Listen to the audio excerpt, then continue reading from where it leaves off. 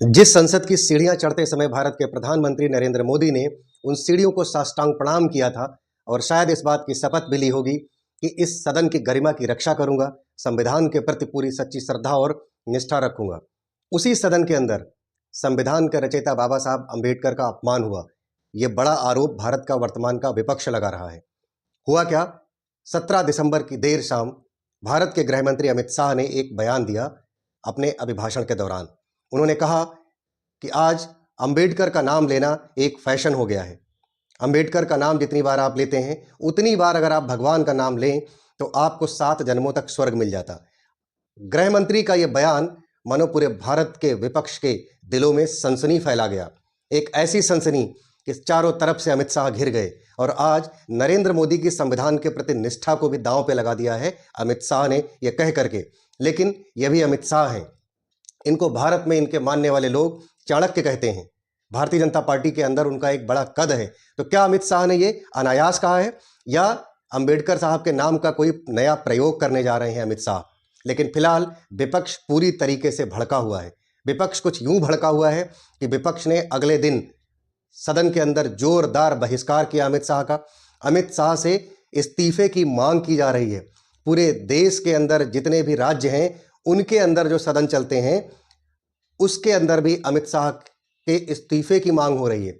अमित शाह से सीधा इस्तीफा मांगा जा रहा है। अमित शाह के ऊपर आरोप लगाया जा रहा है कि उन्होंने शोषितों, दलितों और वंचितों के न्याय की बात करने वाले संविधान के मूल रचयिता बाबा साहब अंबेडकर का जो अपमान किया है उसको कोई बर्दाश्त नहीं करेगा। केजरीवाल ने, जो आम आदमी पार्टी के संयोजक हैं और दिल्ली के पूर्व मुख्यमंत्री हैं, उन्होंने तो अपनी AI जनरेटेड फोटो भी बनवा ली अंबेडकर साहब के साथ, जिसमें अंबेडकर साहब उनको आशीर्वाद दे रहे हैं। वह संसद के बाहर की फोटो है और सोशल मीडिया पर वो फोटो सर्कुलेट करके कहते हैं कि अंबेडकर साहब का मैं सिर्फ फैन नहीं हूं बल्कि भक्त हूं और अंबेडकर साहब मेरे लिए तो भगवान हैं। मायावती भी उन पर एक करारा प्रहार करते हुए कहती हैं कि गृह मंत्री का इस तरीके से जो शर्मनाक बयान बाबा साहब के लिए आया है, भारतीय जनता पार्टी का ये बयान कतई माफी काबिल नहीं है, इसको माफ नहीं किया जाएगा। मायावती कहती हैं कि इनको माफी मांगनी चाहिए भरे सदन में और इनको भारत देश से माफी मांगनी चाहिए। ये मांग हो रही लगातार। नगीना से सांसद रावण चंद्रशेखर प्रहार करते हैं। कोई विपक्ष का ऐसा नेता नहीं है जो प्रहार न कर रहा हो इस समय अमित शाह के ऊपर। यहां तक कि देखने वाली बात आती है, अंदर की कुछ बात ऐसी भी निकल करके आ रही है कि RSS ने भी इस बात का विरोध किया है कि आपकी भविष्य की राजनीति खतरे में पड़ जाएगी। लेकिन इन सब के आश्रय अगर एक बात टटोली जाए कि क्या नरेंद्र मोदी और अमित शाह ने एक सोची समझी साजिश के तहत, सोची समझी प्लानिंग के तहत यह सेंटेंस बुलवाया है अमित शाह से। ये वही अमित शाह हैं जो अपनी वाकपटुता के कारण जाने जाते हैं। जब धारा 370 को हटाना था जम्मू कश्मीर से, तो इन्हीं अमित शाह ने अपनी पूरी कानूनी दांव पेंच लगा करके अपनी पूरी दबंग भाषा शैली में सदन में बोलते हुए धारा 370 हटाने में कामयाबी पाई थी। क्या अमित शाह यूं ही बोल गए या बाबा साहब के नाम को इनकैश कराना चाहते हैं, भगवान से तुलना करके दोनों हाथ में लड्डू चाहते हैं? क्या हिंदू कोड बिल पर विरोध करने वाली जो हिंदू समाज पार्टी थी, हिंदू संगठन थे, उनको अपनी गोदी में बैठाने वाली भारतीय जनता पार्टी आज बाबा साहब अंबेडकर के नाम पर क्या राजनीति कर रही है? ये बड़ा सोचने का विषय है। और मायावती ने तो अपने प्रेस विज्ञप्ति में कांग्रेस को भी घेर दिया और कांग्रेस की सत्ता में उनके जन्मदिन पर छुट्टी न घोषित करना, संसद में बाबा साहब की तस्वीर नहीं लगाई गई थी, संसद के अंदर बाबा साहब की कोई मूर्ति नहीं थी। 1990 के बाद जब VP सिंह पहली बार प्रधानमंत्री बने तब सेंट्रल हॉल में अंबेडकर साहब की मूर्ति लगाई गई। तो कांग्रेस के ऊपर भी जो आरोप लगते हैं बाबा साहब अंबेडकर की उपेक्षा करने के, वो भी किसी हद तक सही हैं।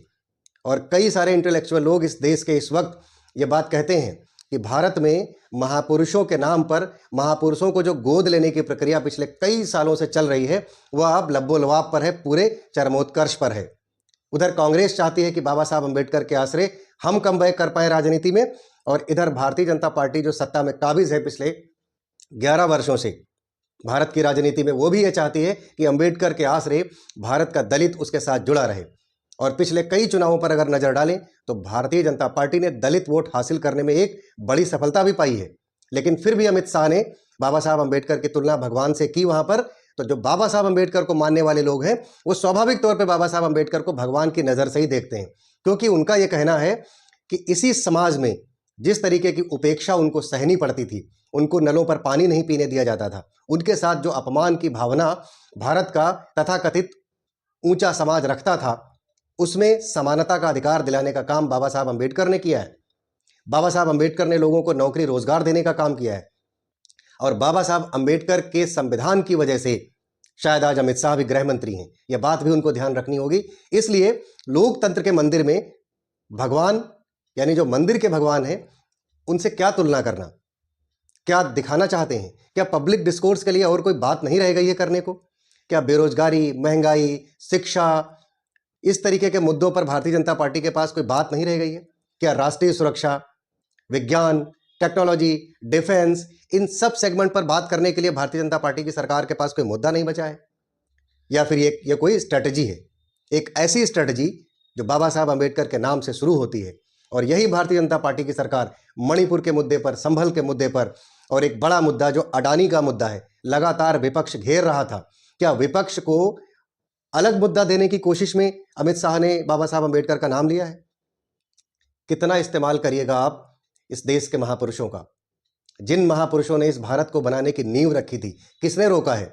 आप उस नींव पर 10 मंजिला इमारत खड़ी कीजिए, लेकिन आप कब तक बाबा साहब अंबेडकर को, कब तक पंडित नेहरू को, कब तक सरदार पटेल को, कब तक गांधी को, कब तक सुभाष चंद्र बोस को इनकैश कराएंगे? कब तक आप सावरकर और गोवलकर को इनकैश कराएंगे? उन सब ने अपना अपना काम कर दिया, उन सब ने अपने अपने दौर में इस भारत को बनाने की पूरी कोशिश की। सब भारत के प्रति निष्ठावान थे, सबकी इच्छा यही थी कि भारत दुनिया का सशक्त देश बने, भविष्य का जो भारत हो वो दुनिया पर राज करे, भारत इतना शक्तिशाली हो। उनकी निष्ठा पर कोई सवाल नहीं खड़ा किया जा सकता, लेकिन अक्सर अपने पुरखों पर निकम्मे लोग ही सवाल खड़ा करते हैं। वो पुरखा हमारा कोई भी हो, चाहे सावरकर हो, चाहे नेहरू हो, चाहे पटेल हो, चाहे गांधी हो, चाहे अम्बेडकर हो, चाहे सुभाष चंद्र बोस हो। आप एक नए भारत की परिकल्पना को इस देश के सामने प्रयुक्त कीजिए। आप बताइए कि आप फ्यूचर का भारत कैसा बनाएंगे, और फ्यूचर के भारत की संकल्पना को साकार करने का प्रयास कीजिए। आप इस देश में पर्चे लीक हो रहे हैं, एग्जाम नहीं हो पा रहे हैं, टेक्नोलॉजी दुनिया में इतना ज़्यादा आगे बढ़ चुकी है, टेक्नोलॉजिकल तौर पर हम कितना पीछे हैं, इकोनॉमिक तौर पर हम कितना पीछे हैं। सदन में तो इस बात पर बात होनी चाहिए, लेकिन बात हो रही है अंबेडकर पर, उसी इतिहास पर। और विपक्ष की भी जिम्मेदारी बनती है कि वो कब तक इन मुद्दों पर भारतीय जनता पार्टी की सरकार को घेरेगी। विपक्ष की भी जिम्मेदारी कि आप भविष्य के भारत पर बात कीजिए, आप युवाओं पर बात कीजिए, आप महिला सुरक्षा पर बात कीजिए। आज अगर महिला सुरक्षा की बात कीजिए तो महिलाओं को वोट का अधिकार दिलाने का काम भी बाबा साहब अंबेडकर ने किया है।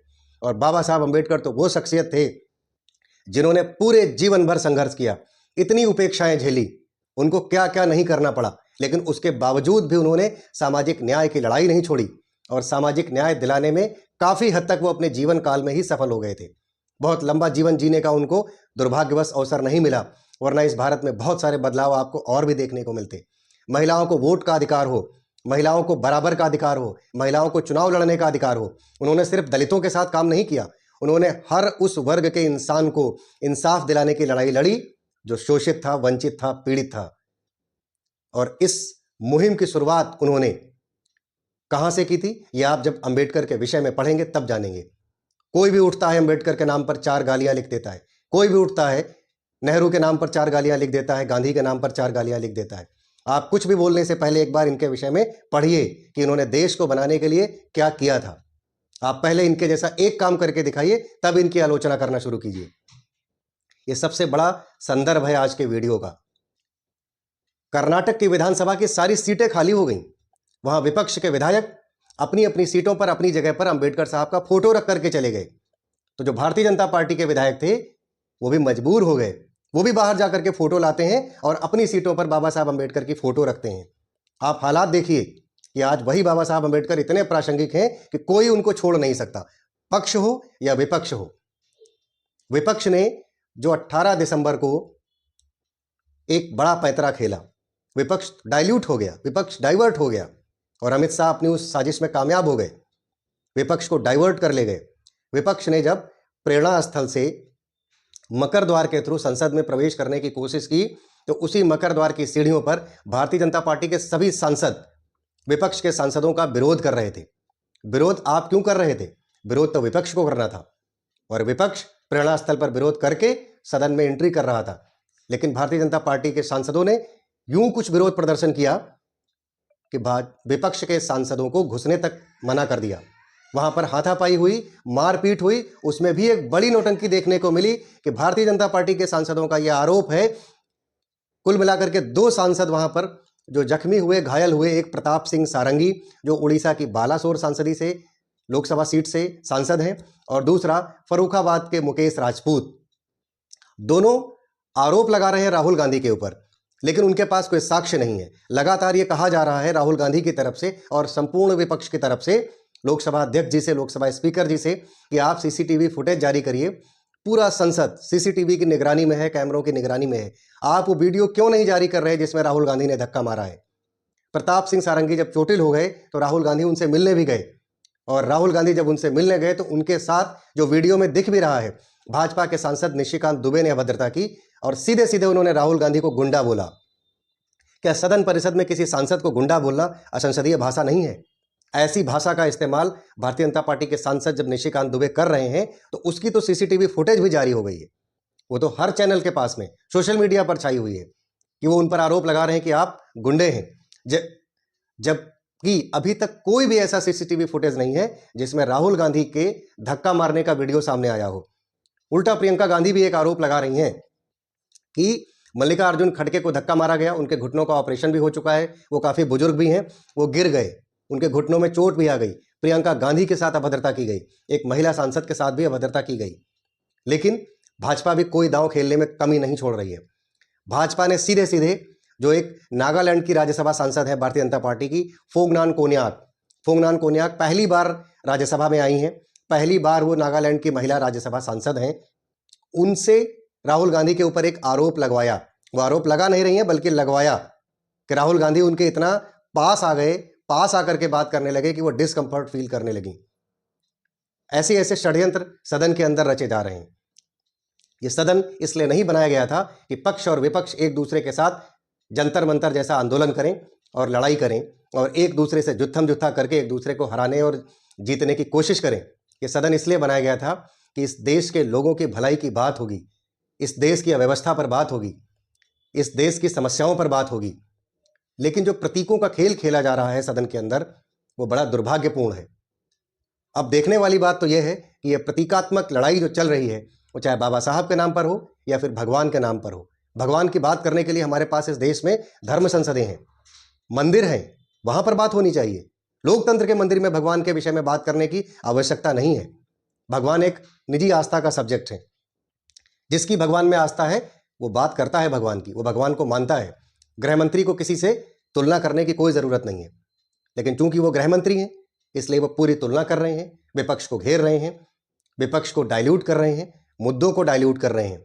असल में अगर बात की जाए तो जो धक्का मुक्की संसद परिसर में हुई है उससे इस लोकतंत्र की अहमियत को धक्का लगा है, किसी सांसद को धक्का नहीं लगा है। इस लोकतंत्र की गरिमा को धक्का लगा है, इस लोकतंत्र की मर्यादा तार तार हुई है।